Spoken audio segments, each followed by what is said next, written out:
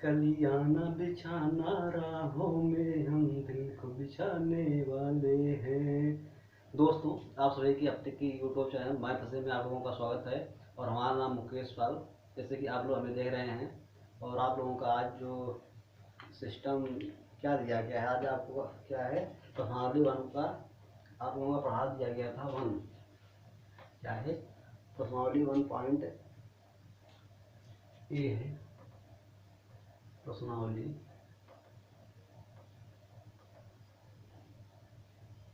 1A है, 1A है ना, यही है।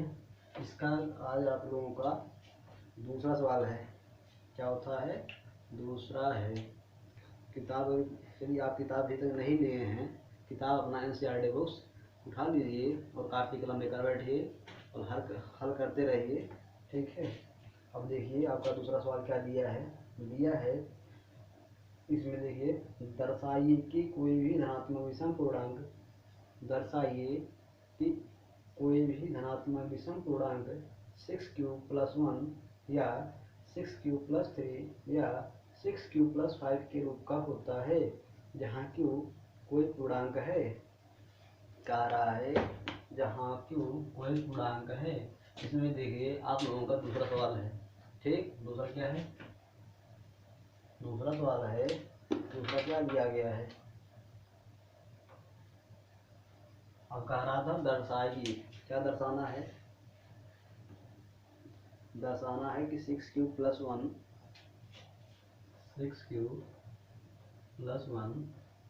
और 6q प्लस क्या है 3, 6q+3 6q और क्या दिया गया है +5, 6q+1 6q+3 6q+5 के रूप का होता है, जहाँ कोई पूर्णांक, जहाँ q कोई पूर्णांक है। तो हल कर लीजिए इसे। हमें इसको क्या करना है, जब दिखाना है ये कैसे होता है, ठीक।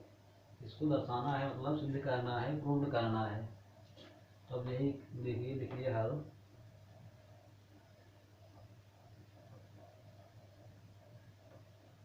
हल कर लीजिए। माना ये कोई धनात्मक पूर्णांक है, कोई धनात्मक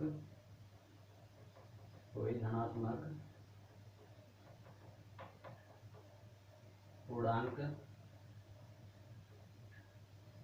है।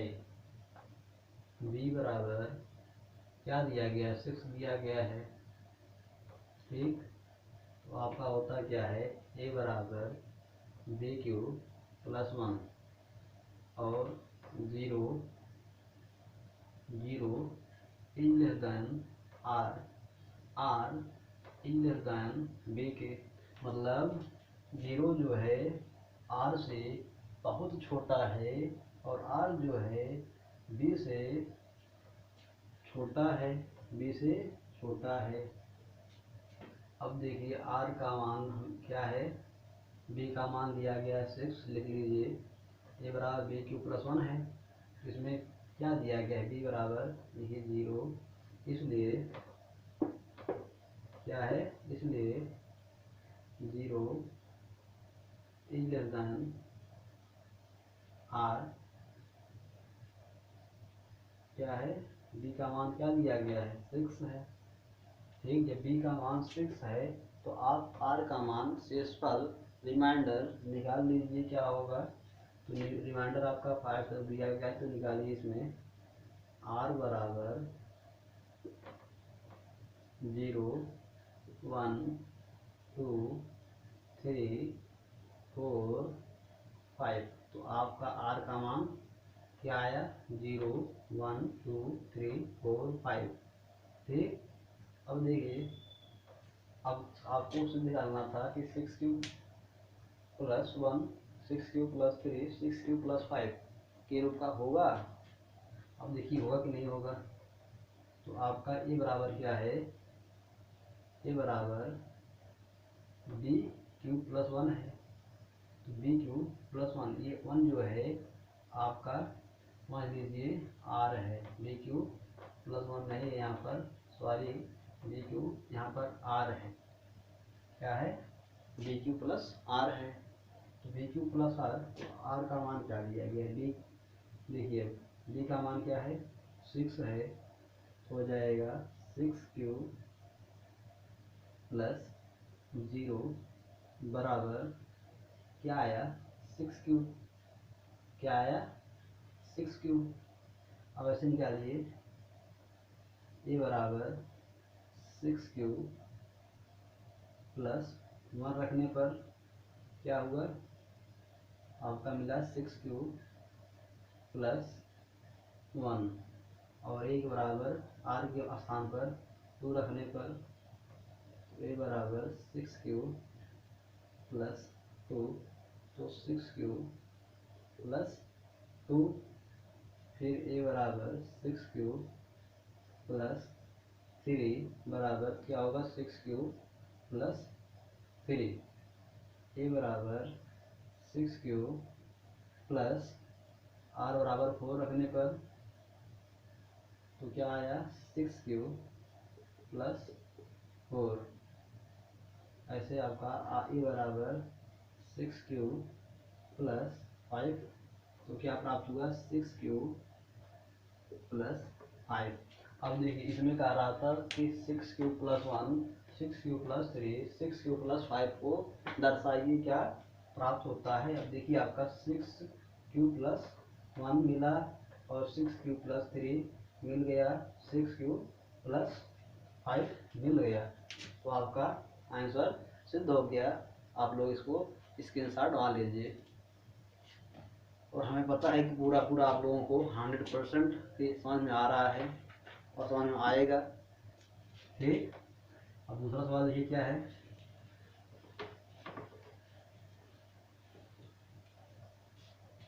तीसरा सवाल क्या है, देखिए इसमें तीसरा सवाल क्या कह रहा है,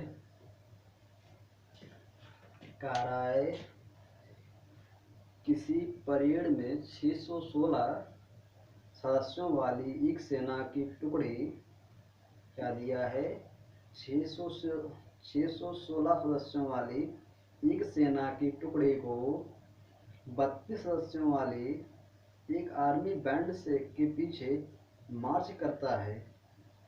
दोनों समूहों को समान संख्या वाले स्तंभों में मार्च करना है।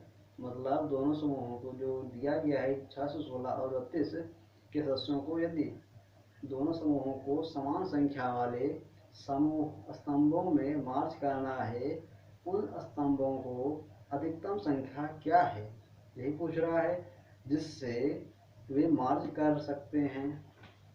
तो आपको करना कुछ नहीं है इसमें। अब आप क्या कर लीजिए, 616 दिया गया है, ये क्या दिया गया है, 616 दिया गया है, इसका आप एलसीएम निकाल लीजिए। निकालिए, क्या आएगा एलसीएम, 2 से काट दीजिए 3, 3 दूना 6 हो गया। अब देखिए यहाँ पर 16 है और 6 के बाद हमें डायरेक्ट 16 में जाना है, तो हमें यहाँ पर 0 बढ़ाएंगे, तब क्या करेंगे, देखिए 2 9 8 2 8 कितना होगा, 16 हुआ, 2 8 16 हो रहा है, तो 2 8 16 हो गया।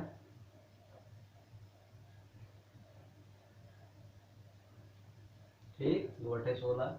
अब इसको काटिए ऐसे, फिर 2 से काटिए, 2 1 2 हुआ, 2 25 10 हो गया, 2 चौक 8 हो गया, फिर काट दीजिए 2 से, 2 7 14 हुआ, 1 बचा 14 हो गया, अभी 2 7 14 होगा, फिर 2 से काटिए, 2 से नहीं कटेगा, 3 से काटिए नहीं कटेगा, 4 से काटिए नहीं कटेगा, 5 से काटिए नहीं कटेगा, 7 से काटिए कट जा रहा है, 7 के साथ हुआ, 7 के साथ हुआ, तो 11 आया। इसी प्रकार आप निकाल लीजिए इसको, क्या दिया गया दूसरा, 616 सदस्यों वाली एक सेना की टुकड़ी को 32 सदस्यों वाली एक आर्मी बैंड के पीछे मार्च करता है, तो 32 का भी निकाल लीजिए, 32 निकाल लीजिए, देखिए क्या आता है, 2 से काटिए, 16 दूना 32 हुआ, 2 8 16 हुआ, 2 चौक 8 हुआ, और 2 दूना 4 हुआ, 2 1 2 हुआ। अब देखिए तो इतना आप हल कर लिए हैं। आप लिख दीजिए 616 बराबर क्या दिया गया है, 2 गुणे 2 गुणे 2 गुणे 7, फिर लिखिए 32 बराबर क्या है 2 गुणे 2 गुणे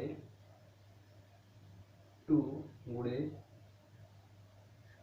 2 गुणे 2, तो 3 2 5 3 2 5 2 और 1 2, ये है 3, ये हो गया 1 ये 7।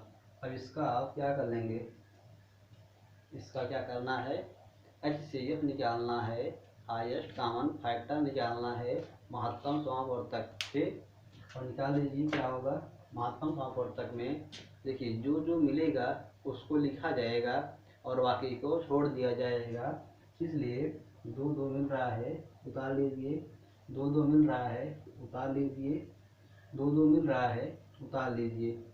क्या हुआ, आपका आंसर क्या आएगा 8। इसलिए इसमें जो पूछा है कि अधिकतम संख्या क्या है, स्तंभों की अधिकतम संख्या आपका क्या आया, 8 प्राप्त हुआ। ठीक, स्क्रीनशॉट मार लीजिए। और हमें पूरा मालूम हो रहा है कि आपको 100% समझ में आ रहा है। और यदि आप लोग अभी हमारे चैनल पर नए हैं तो चैनल को सब्सक्राइब कर लीजिए और बगल उसके घंटे की तरह बेल आइकन दिख रहा है उसको दबा लीजिए। इससे यही होगा कि हमारा वीडियो जितना अपलोड होगा आप लोगों को मिलता रहेगा। ठीक, चलिए ठीक है, अगला सवाल देखिए क्या है। अब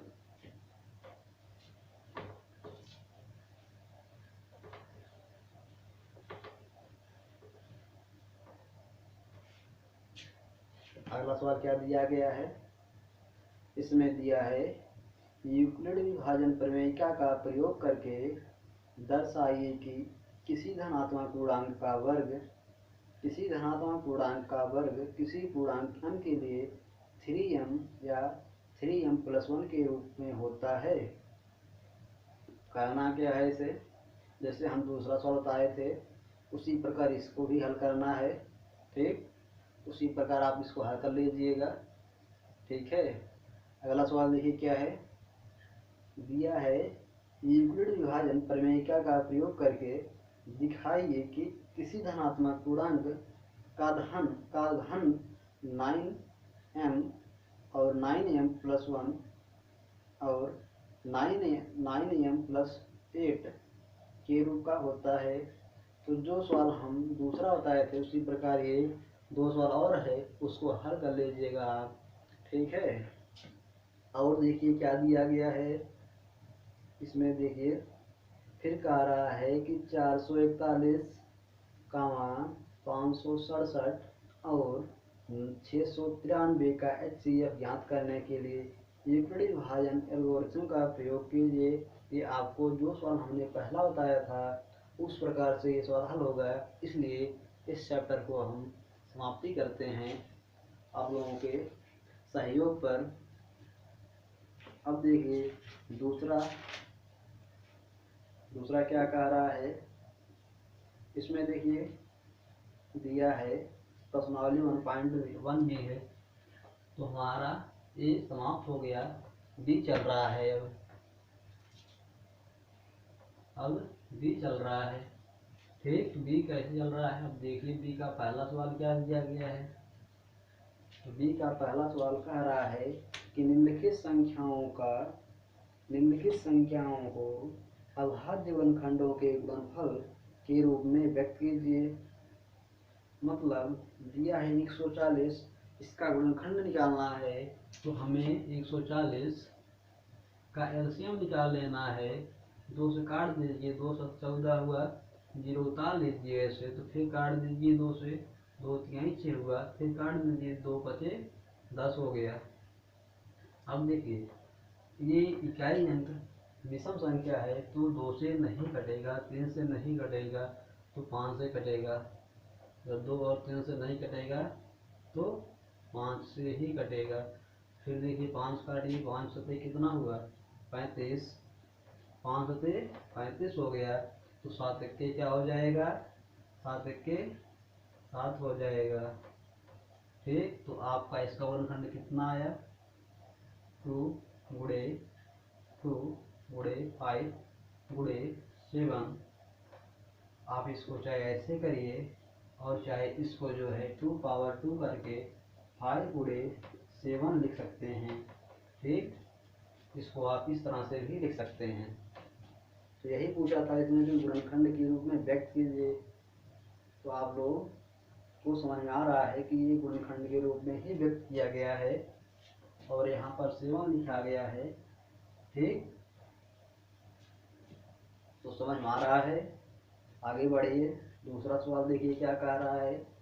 दूसरा देखिए, इसी में पहले का दूसरा सवाल दे रहा है। पहले का दूसरा सवाल क्या है, 156। तो ये 156 दिया है, इसका भी एलसीएम निकाल लीजिए।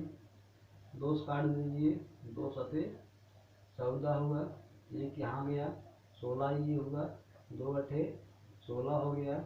फिर काटिए 2 से, 2 तिहाई से हुआ, एक गया इसमें तो 2 9 18 हो गया। फिर काटिए इसको 3 से, 3 इक्के 3 हुआ, 3 त्रिक्का 9 हुआ, 3 त्रिक्का 9 हुआ। अब 13 13 सही कटेगा, इसलिए इसका जो है क्या बन रहा है, तो 13 13 सही कटेगा, काट दीजिए। तो मान लीजिए काट दीजिए। अब फिर देखिए इसका गुणनखंड जो है लिख लीजिए। गुणनखंड, अभाज्य गुणनखंड, क्या पूछा था कि अभाज्य गुणनखंड। तो क्या हुआ, 2 गुणे 2 गुणे 3 गुणे 2 गुणे 2 गुणे 3 गुणे 13। तो अब इसको चाहे हम इसको 2 पावर 2 लिख सकते हैं। ठीक, उसके लिए कोई दिक्कत नहीं है, आप लोग उसको हल कर लीजिएगा। अब देखिए, इसमें पहले का 5 सवाल दिया गया है, जिसमें से आप लोगों को 2 सवाल हल करा दिया गया है और 3 सवाल बच रहा है, इसको आप लोग हल करिएगा। अब चलिए दूसरे क्वेश्चन पर। दूसरा क्वेश्चन क्या कह रहा है, पूर्णांकों के निम्नलिखित युग्मों के HCF और LCM ज्ञात कीजिए तथा इसकी जांच कीजिए कि 2 संख्याओं का गुणनफल HCF मल्टीप्लाइकेशन LCM। ठीक, तो 26 और 91 दिया गया है। क्या जांच करना है कि जांच कीजिए कि 2 संख्याओं का गुणनफल HCF गुणे LCM है। तो 26 और 91 का हमें क्या निकाल लेना है, HCF और LCM निकाल लेना है। HCF में जो मिलेगा उसको लिया जाता है और LCM में जो मिलता है और जो नहीं मिलता है सबको बटोर कर आपस में मल्टीप्लाइकेशन करा दिया जाता है, गुणा करा दिया जाता है। तो आपका हो जाएगा वो LCM। ठीक, अब दूसरा निकाल लीजिए। दूसरे का पहला क्या दिया है, 26 और